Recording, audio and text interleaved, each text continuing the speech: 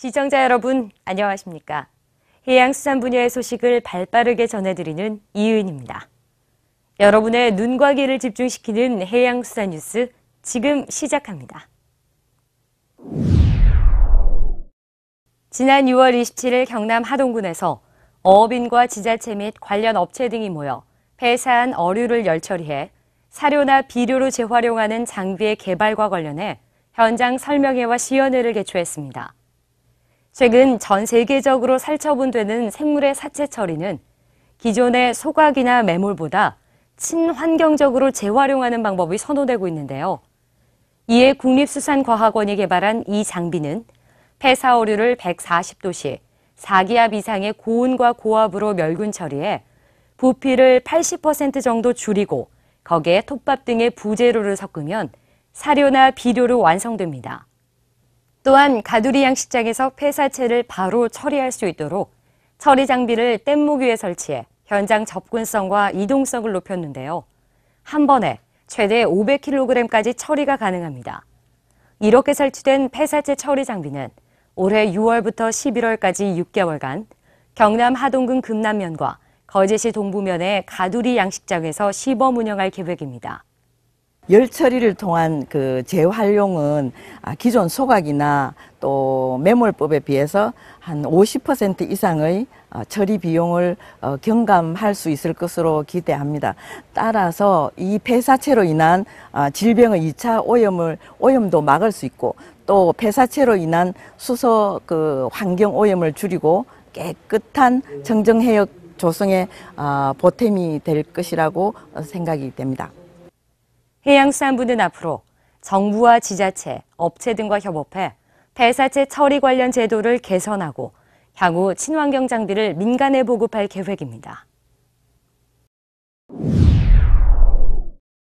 지난 7월 1일 안상수 의원, 해양수산부 해양환경정책관, 해양환경관리공단 이사장과 어업인 등 100여 명이 참석한 가운데 강화군 분오리 선착장 주변에서 갯줄풀과 영국 갯금풀 시범 제거 작업을 실시했습니다. 갯줄풀과 영국 갯금풀은 아메리카 대륙과 유럽, 북아프리카가 원산지인 다년생 벽과식물입니다. 중국으로부터 해류를 따라 유입된 것으로 추정되는 이 식물은 우리나라 자생 식물 서식 지역을 축소시키고 해양 생물의 서식처를 교란시켜 갯벌 생태계를 훼손하는 등의 피해를 일으킬 것으로 우려돼 본격적인 제거 작업에 나서게 된 것입니다. 이날 실시된 제거 작업에서는 예초기와 낫 등으로 지상부 줄기를 제거하고 포크레인 등의 중장비를 활용해 지하부 뿌리까지 완벽하게 제거하는 등의 활동을 펼쳤습니다. 갯줄풀과 갯금풀은 씨앗과 뿌리를 통해 매우 빠른 속도로 번식하는 성질을 갖고 있어 침입 초기에 지상부 줄기와 지하부 뿌리를 완전히 제거하는 것이 재번식을 막을 수 있는 최선의 방법이라고 해양환경관리공단은 밝혔습니다. 지금 갯금풀이 지금 두 군데만 보고돼 있지만 서남해 지역에 어느 정도 퍼져 있는지 아직 확실히 보고가 안 돼 있습니다. 그래서 저희는 올해 또는 내년 이렇게 합쳐서 2년에 걸쳐서 우리나라 서남해 지역의 분포를 파악하고 그리고 작은 지역은 조기에 물리적인 제거를 곧바로 시작하고 아니면 넓게 퍼져 있는 지역은 제초제를 이용한다든가 그런 화학 제품을 이용한 방법을 지속적으로 사용해서 갯금풀이 우리나라 갯벌에서 완전히 사라질 때까지 노력하려고 합니다. 한편 환경부는 갯금풀 반복 제거를 실시하고 내륙 습지 침입 여부를 지속적으로 모니터링하겠다고 밝혔는데요. 전국 갯벌의 갯금풀 분포 현황을 파악하고 발견 즉시 긴급 방제를 실시하는 등 모니터링, 조기 발견, 긴급 대응이라는 선순환 관리 체계가 조속히 구축될 것을 기대합니다.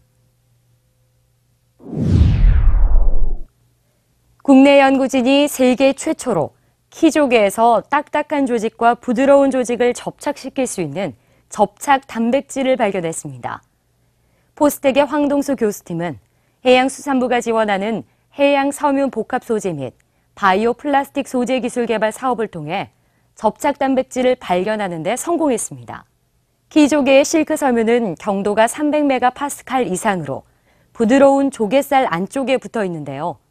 보통 경도가 다른 조직이 서로 붙어 있으면 조직 간 경도 차이로 부드러운 조직이 손상됐는데 키조개는 조갯살이 손상되지 않은 채 실크 섬유와 잘 붙어있는 특징을 갖고 있습니다. 연구진은 이러한 점에 착안해 키조개의 접착면을 조사했고 그 결과 두 조직의 경계면에서 코팅 단백질과 렉틴이 결합된 퓨전 단백질을 발견했는데요. 이 퓨전 단백질이 연조직과 경조직을 안정적으로 접착시키는데 핵심 역할을 하고 있음을 규명했습니다. 우리들 몸이 연조직이거든요. 이 연조직에 이제는 강한 메디컬 임플란트라든지 봉합사라든지 이런 의료용 기구들이 이렇게 접합됐을 경우에 연조직이나 우리 몸의 조직 같은 것들이 쉽게 깨지게 됩니다. 키조개에서 이렇게 저희들이 접착 단백질을 발견했듯이 해양 생명체라든지 또 해양 생명체가 이렇게 적응하는 환경이 우리 인체의 그 생체 조직 안의 환경과 매우 유사합니다. 연조직하고 경조직도 이렇게 붙어 있고 또 생물학적 스트레스도 많고 또 염분도 상당히 많은 편입니다. 그렇기 때문에 이러한 접착 단백질을 활용할 경우에 우리 몸에 유사한 환경이 존재하기 때문에 이걸 활용해서 다양한 외부 소재들을 우리 인체에 이렇게 넣을 수 있는 그리고 접합할 수 있는 의료용 접착 소재로 다양하게 활용할 수 있는 가능성이 열려 있다고 생각합니다. 현재 세계 해양 바이오 시장은 연간 약 41억 달러 규모로 연평균 12%대로 고성장할 것으로 예상되고 있는데요. 정부는 이러한 추세에 발맞춰 해양 생명자원을 활용한 해양 바이오 헬스케어 산업 소재 개발에 적극적인 지원을 하겠다고 밝혔습니다.